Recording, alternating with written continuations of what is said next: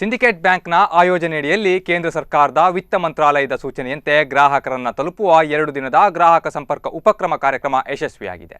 ಈ ಕುರಿತಾದಂತಹ ಒಂದು ವರದಿ ಇಲ್ಲಿದೆ.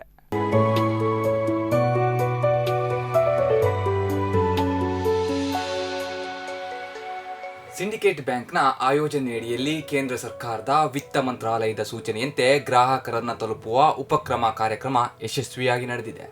ಸಿಂಡಿಕೇಟ್ ಬ್ಯಾಂಕ್ನ ಸ್ವರ್ಣ ಜಯಂತಿ ಸಭಾಭವನದಲ್ಲಿ ನಡೆದ ಕಾರ್ಯಕ್ರಮ ಹಲವಾರು ಬ್ಯಾಂಕ್ಗಳ ಸಮ್ಮಿಲನದೊಂದಿಗೆ ನಡೆದಿದೆ. ಉದ್ಘಾಟನೆಯಾದ ದಿನದಿಂದ ಹಿಡಿದು ಸಮಾರೋಪ ಸಮಾರಂಭದವರೆಗೆ ಬ್ಯಾಂಕಿಂಗ್ ವ್ಯವಹಾರಗಳ ಕುರಿತು ಜನತೆಗೆ ಮಾಹಿತಿ ನೀಡುವ ಮುಖಾಂತರ ಅರ್ಥಪೂರ್ಣವಾಗಿ ನಡೆದಿದೆ. ವೈಯಕ್ತಿಕ ಸಾಲ, ಉದ್ದಿಮೆ ಸಾಲ, ವಸತಿ ಹಾಗೂ ವಾಹನ ಸಾಲಗಳ ಜೊತೆಗೆ ಬ್ಯಾಂಕ್ ಖಾತೆಗಳನ್ನು ಸ್ಥಳದಲ್ಲಿಯೇ ತೆರೆದುಕೊಡುವ ಮೂಲಕ ದೇಶದ ಆರ್ಥಿಕ ಸುಧಾರಣೆಗೆ ಹೊಸ ಹಾದಿಗಳು ರಚನೆಯಾಗಿದೆ. ಮೊದಲ ದಿನ ನಡೆದ ಕಾರ್ಯಕ್ರಮವನ್ನು ಸಿಂಡಿಕೇಟ್ ಬ್ಯಾಂಕ್ನ ವಲಯ ಕಚೇರಿಯ ಮಹಾಪ್ರಬಂಧಕ ಭಾಸ್ಕರ್ ಹಂದೆಯವರು ಉದ್ಘಾಟನೆ ಮಾಡಿದ್ದರು. ನಂತರ ಮಾತನಾಡಿ ಕಾರ್ಯಕ್ರಮದ ಉದ್ದೇಶವನ್ನ ಹೇಳಿದರು. ದೇಶದಲ್ಲಿ ಆರ್ಥಿಕ ವ್ಯವಸ್ಥೆಯ ಸುಧಾರಣೆಗಾಗಿ ವಿತ್ತ ಮಂತ್ರಾಲಯ ಗ್ರಾಹಕರನ್ನ ತಲುಪುವ ಕಾರ್ಯಕ್ರಮವನ್ನು ಆಯೋಜಿಸಿದೆ.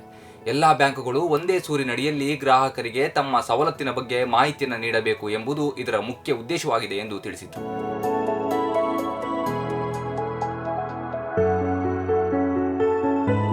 ಭಾರತ ಸರ್ಕಾರದ ವಿತ್ತ ಸಚಿವಾಲಯದ ಆದೇಶದ ಮೇರೆಗೆ ಅಕ್ಟೋಬರ್ 3ನೇ ತಾರೀಕಿನಿಂದ 7ನೇ ತಾರೀಕುವರೆಗೆ ದೇಶಾದ್ಯಂತ ಗ್ರಾಹಕರನ್ನು ತಲುಪುವ ಉಪಕ್ರಮ ಕಸ್ಟಮರ್ ಔಟ್ರೀಚ್ ಪ್ರೋಗ್ರಾಮ್ ಅನ್ನು ಆಚರಿಸ್ತಾ ಇದ್ದೇವೆ. ದೇಶದ 400 ಜಿಲ್ಲೆಗಳಲ್ಲಿ ಈ ಒಂದು ಉಪಕ್ರಮವನ್ನು ಜಾರಿಯಲ್ಲಿದೆ. ನಮ್ಮ ಮಣಿಪಾಲ ವಲಯ ಕಚೇರಿಯ 3 ಜಿಲ್ಲೆಗಳು ಬೆಳಗಾವಿ, ದಕ್ಷಿಣ ಕನ್ನಡ ಹಾಗೂ ಉಡುಪಿ. ಇಲ್ಲಿ ನಮ್ಮ ಸಿಂಡಿಕೇಟ್ ಬ್ಯಾಂಕು ಅಗ್ರಣಿ ಬ್ಯಾಂಕ್ ಆಗಿದೆ. ಸೊ ಈ ಗ್ರಾಹಕರನ್ನು ಸಂಪರ್ಕಿಸುವ ಉಪಕ್ರಮಕ್ಕೆ ನಮಗೆ ಸಿಂಡಿಕೇಟ್ ಬ್ಯಾಂಕಿಗೆ ಈ ಜವಾಬ್ದಾರಿಯನ್ನು ಕೊಡಲಾಗಿದೆ. ಅದೇ ಪ್ರಕಾರ ಇವತ್ತಿನ ದಿನ ಮಣಿಪಾಲದ ಸಿಂಡಿಕೇಟ್ ಬ್ಯಾಂಕಿನ ಗೋಲ್ಡನ್ ಜೂಬ್ಲಿ ಆಡಿಟೋರಿಯಂನಲ್ಲಿ ನಾವು 2 ದಿನಗಳ ಕಾಲ, ಇವತ್ತು ಮತ್ತು ನಾಳೆ 5 ಮತ್ತು 6ನೇ ತಾರೀಕು ಅಕ್ಟೋಬರ್ 2 ದಿನಗಳ ಕಾಲ ನಾವು ಈ ಗ್ರಾಹಕರನ್ನು ತಲುಪುವ ಉಪಕ್ರಮವನ್ನು ಮಾಡ್ತಾ ಇದ್ದೇವೆ. ಇದರ ಪ್ರಯುಕ್ತವಾಗಿ ನಮ್ಮ ಉಡುಪಿ ಜಿಲ್ಲೆಯ ಎಲ್ಲ ಬ್ಯಾಂಕುಗಳು ಇದರಲ್ಲಿ ಸಕ್ರಿಯವಾಗಿ ಪಾಲ್ಗೊಳ್ತಾ ಇದ್ದಾವೆ.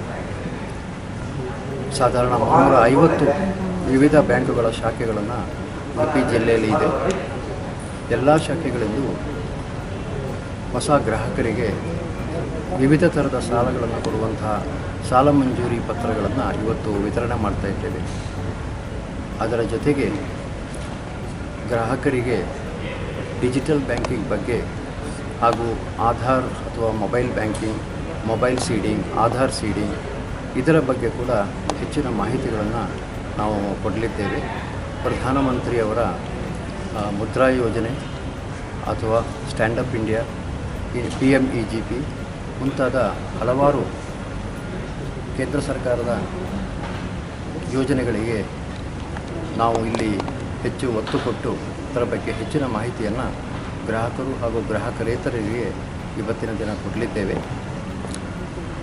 ಸಾಧಾರಣ 1,500,000ವರೆಗಿನ ಜನರಿಗೆ ಸಾಲ ಮಂಜೂರಾತಿ ಪತ್ರಗಳನ್ನು ಇವತ್ತು ಹಾಗೆ ನಾಳೆ 2 ದಿನ ಕೊಡಲಿದ್ದೇವೆ. ಇದು ಅತ್ಯಂತ ಜಯಪ್ರದವಾಗುತ್ತದೆ ಅಂತ ನಮ್ಮ ಆಶೆ. ನಾನು Bhaskar Hande, general manager, Syndicate Bank ವಲಯ ಕಚೇರಿ ಮಣಿಪಾಲ. ನನ್ನ ಜೊತೆಗೆ Shri VM Giridhar, general manager, ಮಹಾಪ್ರಬಂಧಕರು, ರಿಜಿಸ್ಟರ್ಡ್ ಆಫೀಸ್ ಮಣಿಪಾಲ ಇವರು ಕೂಡ ಇದ್ದಾರೆ.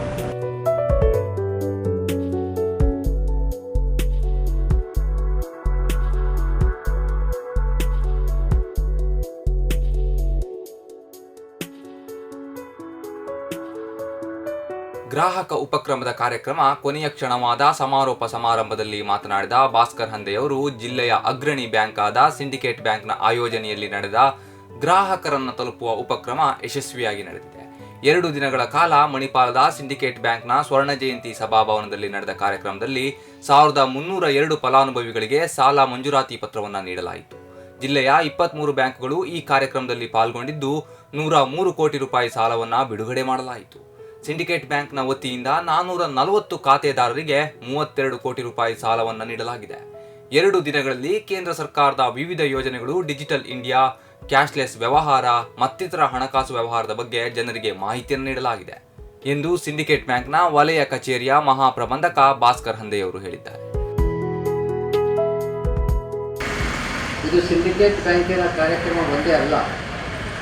ಈ ಜಿಲ್ಲೆಯಲ್ಲಿ ಕಾರ್ಯನಿರ್ವಹಿಸುತ್ತಿರುವಂತಹ 23 ಬ್ಯಾಂಕುಗಳು, ವಿವಿಧ ಬ್ಯಾಂಕುಗಳು ರಾಷ್ಟ್ರೀಕೃತವಾಗಲಿ ಅಥವಾ ಖಾಸಗಿಯಾಗಲಿ ಅಥವಾ ಗ್ರಾಮೀಣ ಬ್ಯಾಂಕ್ ಆಗಲಿ ಅಥವಾ NBFCಗಳಾಗಲಿ ಎಲ್ಲರೂ ಸೇರಿ ಮಾಡಿರುವ ಒಂದೇ ಸೂರಿನಡಿ ಸಾಲ ವಿತರಣೆ ಹಾಗೂ ಬ್ಯಾಂಕಿಂಗ್ ಮಾಹಿತಿಗಳನ್ನು ಕೊಡುವುದರ ಬಗ್ಗೆ ಮಾಡಿದಂಥ ಕಾರ್ಯಕ್ರಮ 2 ದಿನಗಳದ್ದು.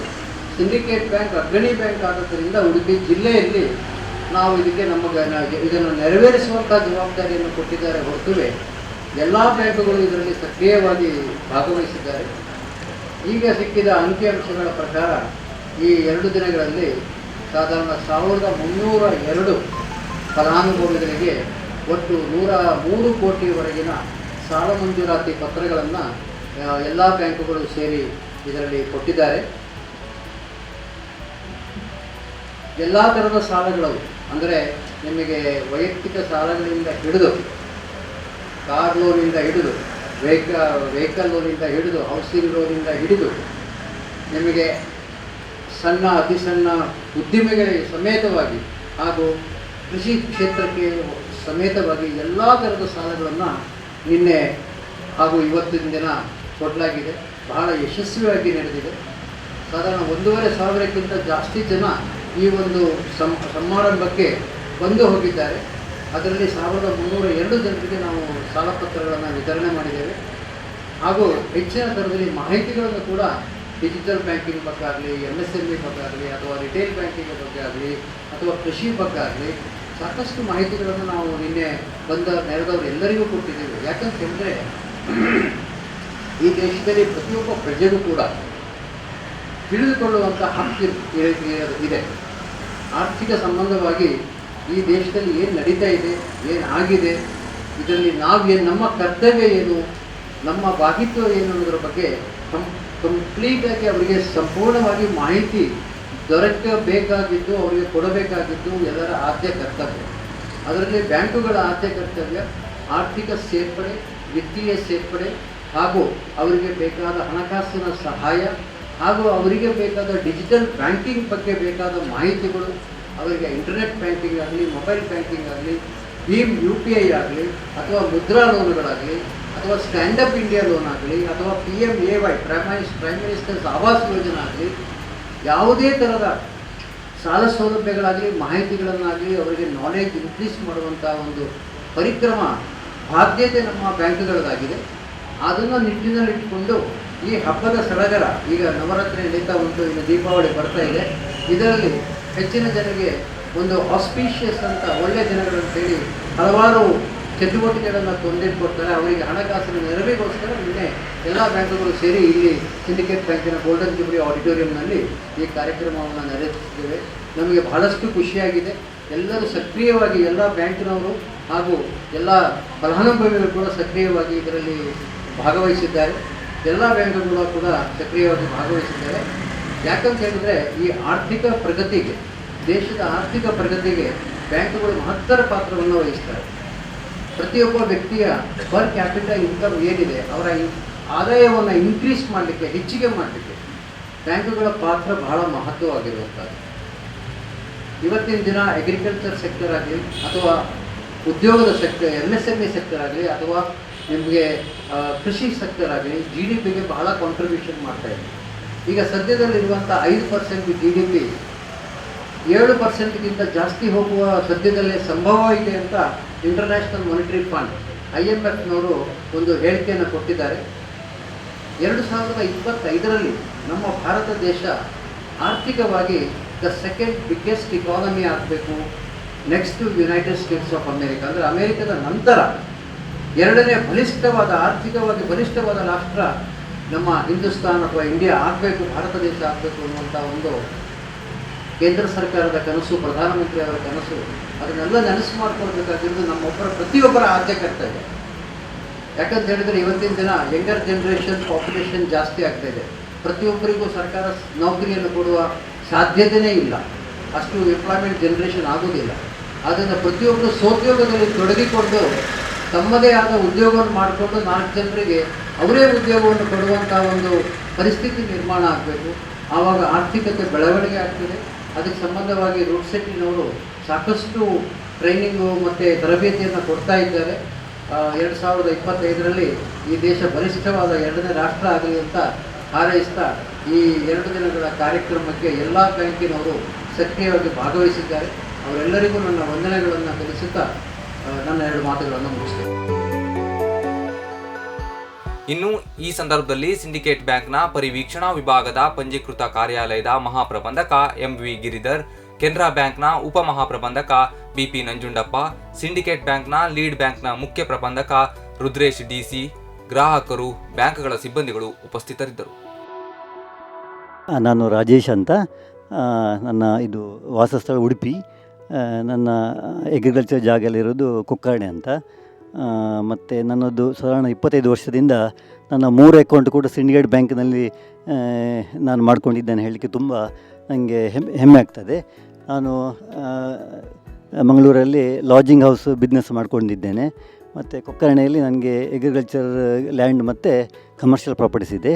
ನನಗೆ ನನ್ನ ಅಗ್ರಿಕಲ್ಚರಲ್ ಲೋನ್ ಸಹ ನನಗೆ ಇಲ್ಲಿ ಮ್ಯಾನೇಜರ್, ಕೊಕ್ಕರ್ಣೆ ಬ್ರಾಂಚ್ ಮ್ಯಾನೇಜರು ನಾನು ಕೇಳಿದ ಕೂಡಲೇ ತಕ್ಷಣ ಅದಕ್ಕೆ ರೆಸ್ಪಾನ್ಸ್ ಮಾಡಿ ಕೂಡಲೇ ಬಿಡುಗಡೆ ಮಾಡಿದ್ದಾರೆ.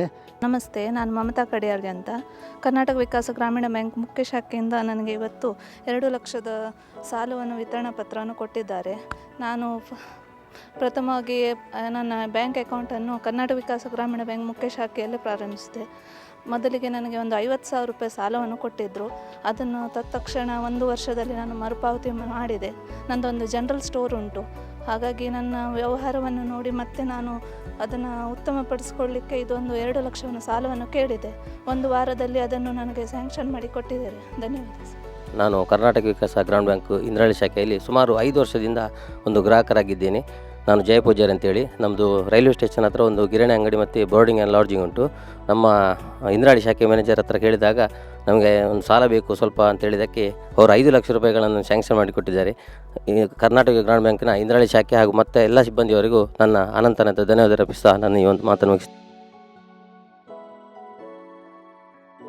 ದಿವಾಕರ್ ಹಿರಿಯಡ್ಕ, ಸ್ಪಂದನಾ ನ್ಯೂಸ್, ಉಡುಪಿ.